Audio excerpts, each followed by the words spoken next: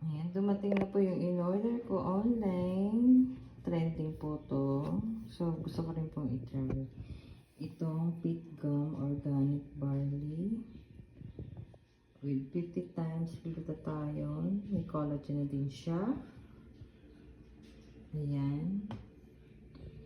So, itatry ko na din po yan. Ayan, open natin. Ayan, o-open po natin. Ganda po ng packaging niya. O, sealed na sealed siya.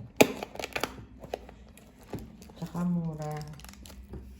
Napakamura lang yun. At nakakita ko eh. Ayan. So, bali, 15 po yung laman niya. Ayan, oh. Oh. So,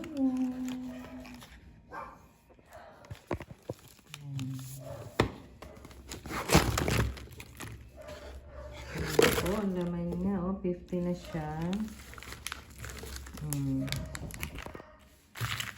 Tatry natin. Kasi ang barley po is very healthy.